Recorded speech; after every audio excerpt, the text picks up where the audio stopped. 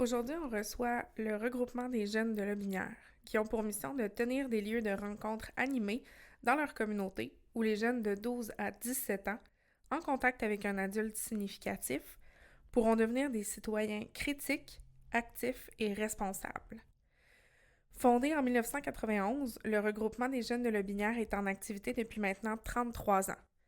Pour discuter de leurs services, de leur approche, on reçoit Marianne Giguère, coordonnatrice, et Ariane Lamontagne, également coordonnatrice. Ici Véronique Barra, bienvenue à Éco-Social.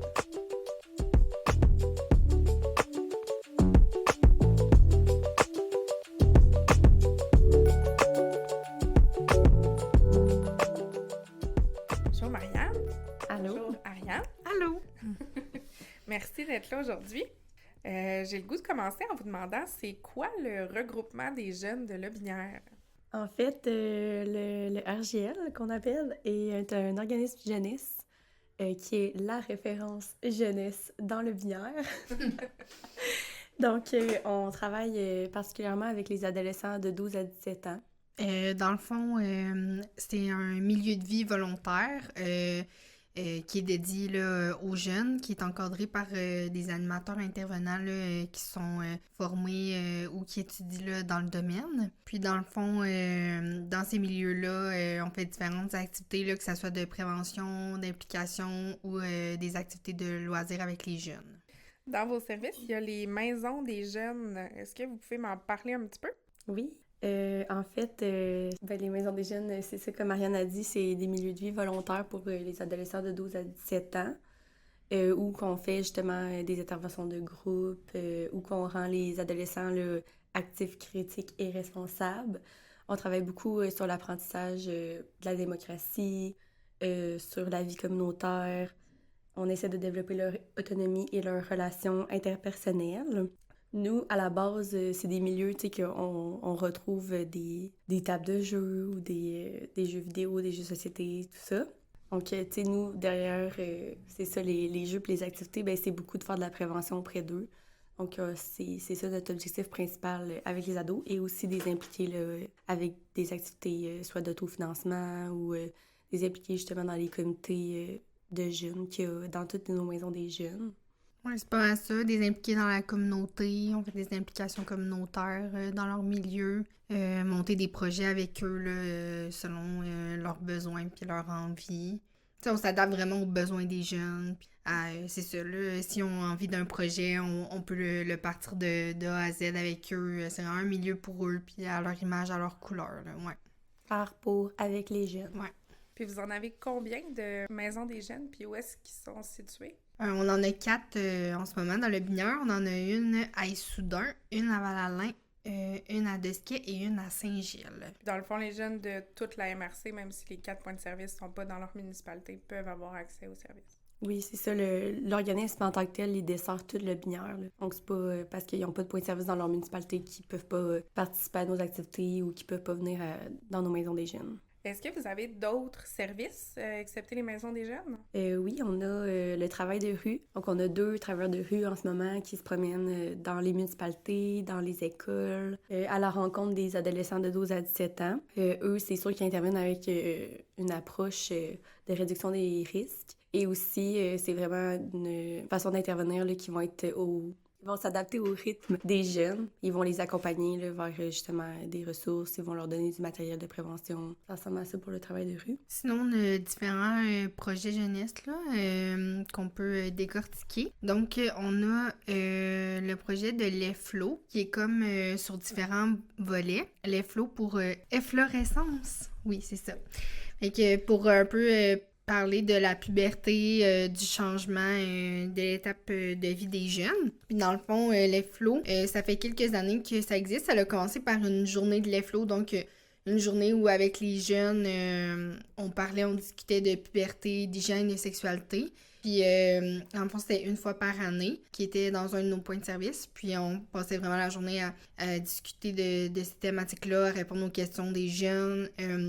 Puis à la fin, là, on offrait toujours des trousses d'hygiène, là, grâce à des dons de différentes pharmacies du coin. Puis c'était quand même une activité appréciée là, que les jeunes auxquels ils aimaient participer, vu que c'était vraiment, c'est ça, on leur propose du contenu, mais on est vraiment ouvert à leurs questions. Puis dans le fond, à travers ça, ben il y a eu comme d'autres volets. Donc on a aussi formé là avec un comité de jeunes, un comité pour créer un jeu qui s'appelle le jeu Pas de gêne, suite à un appel de projet là. Puis dans le fond, c'est un jeu justement sur la même thématique, là, donc plus par rapport à la sexualité. Puis il a été formé là, de A à Z avec les jeunes. Puis c'est un jeu auquel on joue régulièrement, là, qui apporte plein de points de prévention puis d'information. Puis on est en ce moment là, en train de voir pour faire une réimpression parce que justement on l'a comme donné, vendu à différents organismes puis il est vraiment apprécié. Puis là on n'a plus de copies. Donc là on regarde pour refaire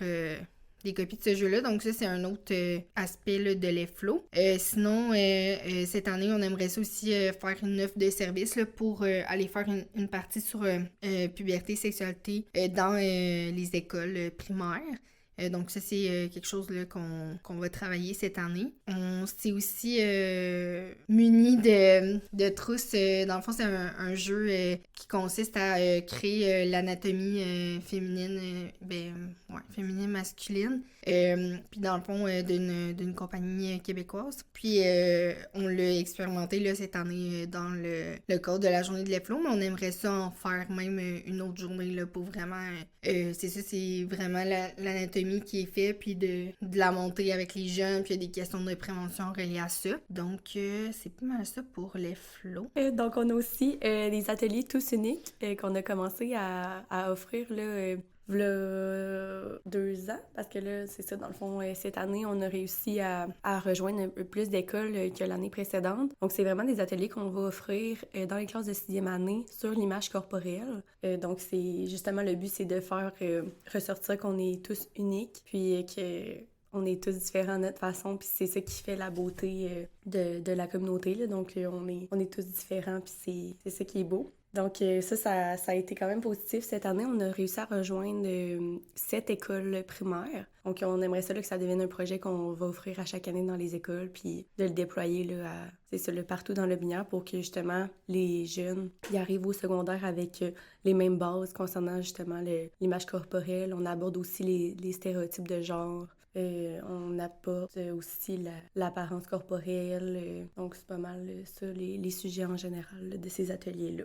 Sinon, un autre projet qu'on a, qui est comme qu'on a commencé cette année à mettre en place, là, mais qui n'est pas terminé d'être monté, c'est notre projet Cuistot Frigo. Dans le fond, c'est un nouveau projet là, qui consiste à faire des ateliers de cuisine dans nos différents points de service. Puis dans le fond, c'est un peu sous forme de cuisine collective, là, mais dans le fond, c'est de faire des ateliers avec les jeunes de cuisine, fait que leur apprendre les bases. Donc, commencer du début à choisir les recettes, faire la liste d'épicerie, aller faire l'épicerie, comparer les prix, aller, c'est ça, tout préparer ça ensemble, faire la cuisine. Puis dans le fond, les jeunes, suite à ça, on sépare la nourriture, donc les jeunes qui étaient présents peuvent ramener de la nourriture. Puis dans le fond, il y a une partie de la nourriture qu'on garde puis qu'on met dans nos... on a des frigos dans nos différents points de service, donc la nourriture qu'on va garder pour offrir à des jeunes là, qui n'auraient pas soupé ou que...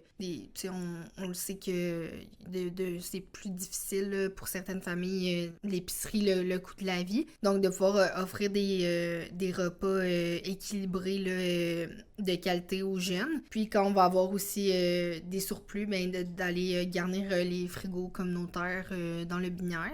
Donc, ça, c'est un projet là, qu'on a commencé à monter, là, puis pour la prochaine année, qu'on a comme projet de continuer de monter dans nos différents points de service. Sinon, on a le programme de 6e année, qui est un programme qu'on fait aussi à chaque année. Donc, c'est vraiment pour favoriser le recrutement là, dans nos points de service Maison des jeunes.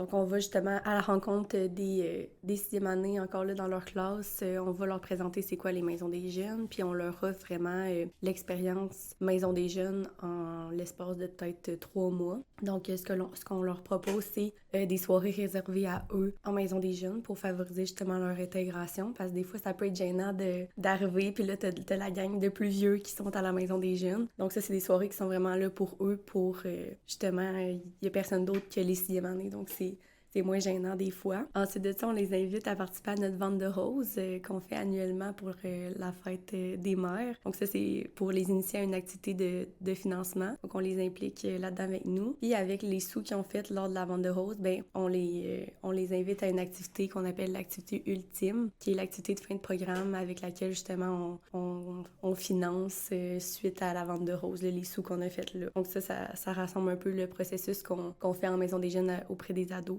Mais là, on le fait auprès des sixième années. Au quotidien, qu'est-ce qui guide vos interventions avec les jeunes? Bien, on a différentes approches là, qu'on utilise en maison de jeunes. Une approche qui est quand même importante pour nous puis qui a été nommée aussi dans le travail de rue, c'est l'approche de réduction des risques. Là. Des fois, on peut entendre aussi réduction des méfaits, mais nous, on aime mieux l'utiliser comme réduction des risques. Là. Dans le fond, ça consiste à réduire les risques reliés à un comportement. Donc, si je pense par exemple...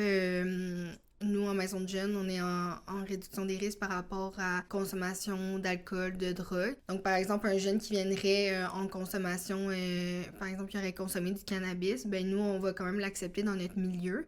C'est certain qu'on va voir des signes, on va pas faire comme si ça n'existait pas, là. On va faire de la prévention, le questionner sur qu'est-ce qu'il a consommé, est-ce que ça arrive souvent, essayer d'avoir une cahier d'informations, puis de faire de la prévention sur le sujet.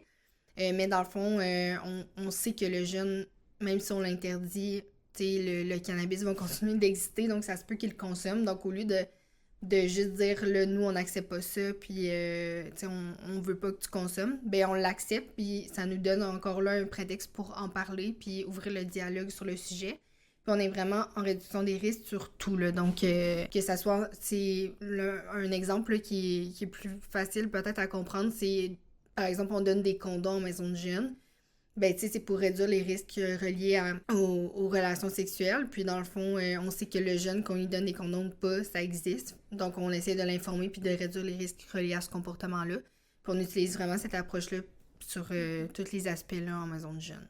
Sinon, ce qu'on essaie d'implanter, c'est la communication consciente. Donc, ça, c'est suite à une formation qu'on avait suivie, là, qu'on s'est dit, c'est une belle approche à utiliser auprès des ados. En fait, c'est vraiment de se centrer sur l'émotion et le besoin du jeune versus son comportement. Donc, si par exemple, on aurait un jeune qui arrive puis il se met à lancer plein d'objets dans la maison des jeunes ou, tu sais, que ça commence à plus brasser, sans toutefois nuire à la sécurité des autres, là. On irait plus avec justement je comprends que t'es en colère, ou avec des phrases justement plus centrées sur l'émotion, puis après ça d'essayer de trouver c'est quoi le besoin derrière ça pour après ça faciliter l'intervention, là. Donc des fois c'est ça, des comportements, ils vont c'est comme une petite lumière qui nous dit qu'il se passe quelque chose, mais d'interdire le comportement, c'est pas nécessairement ça qui va aider à régler qu'est-ce qui se cache derrière ce comportement-là. Derrière le besoin, là. Ouais. Chaque comportement, derrière il y a un besoin. Exact. C'est plus ça qu'on cible. Mais tu sais, nous, on intervient vraiment auprès du jeune.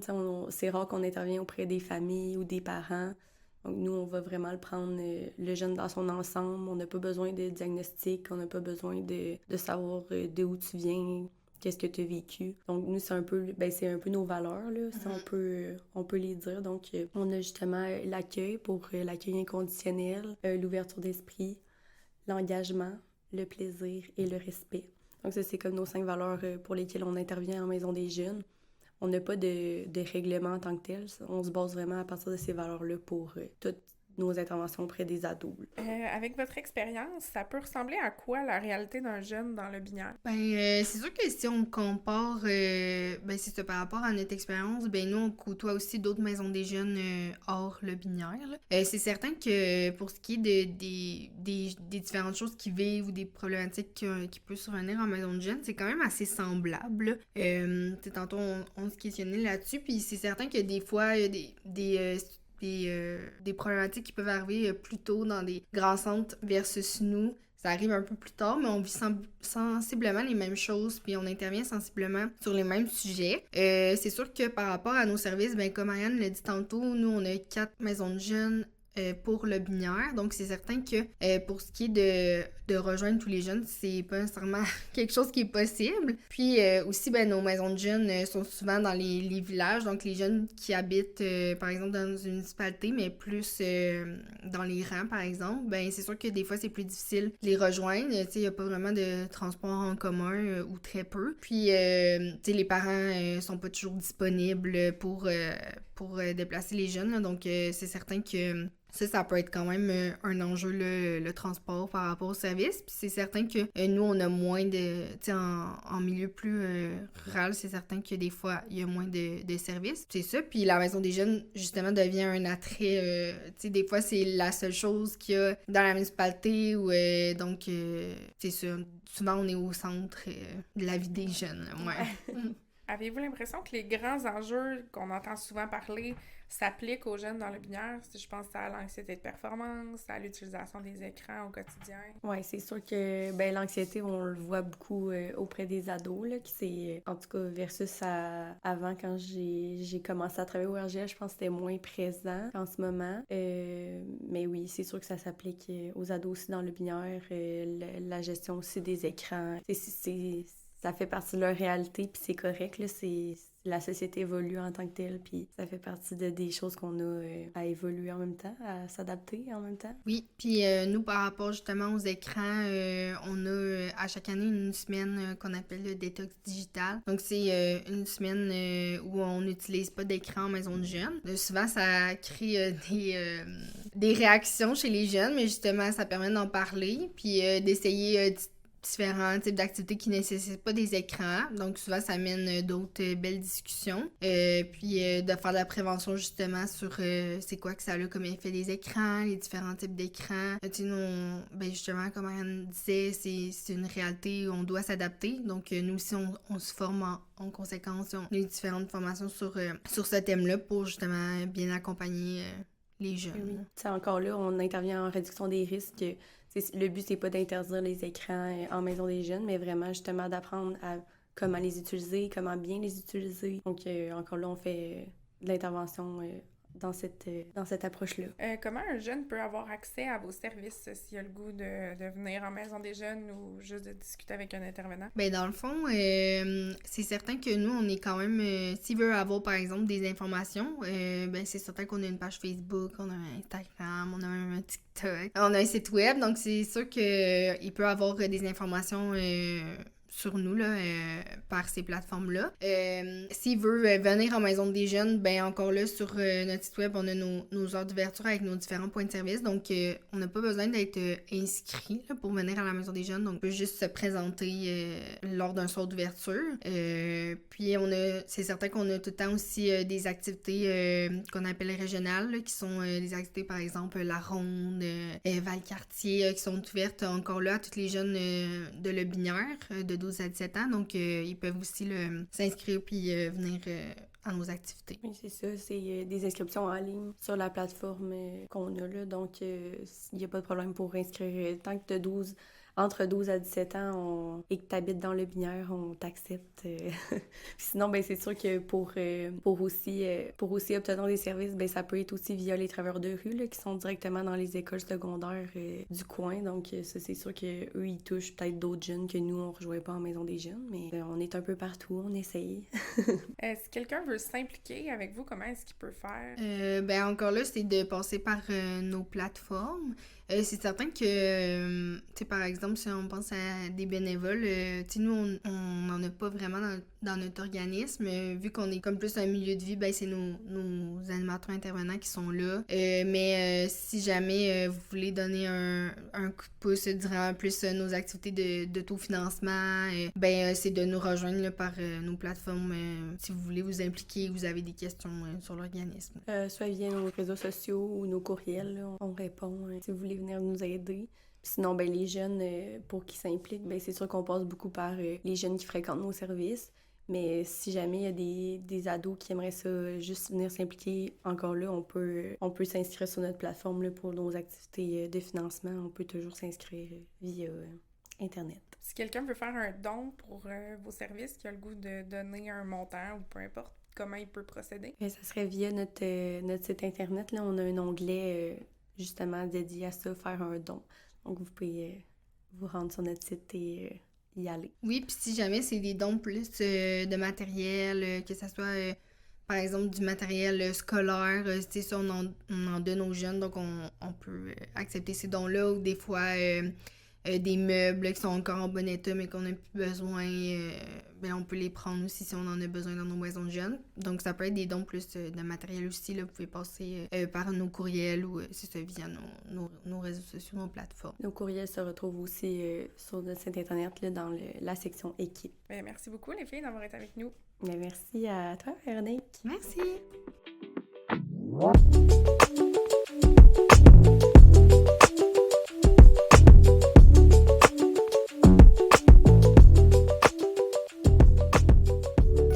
Merci à nos deux invités d'aujourd'hui.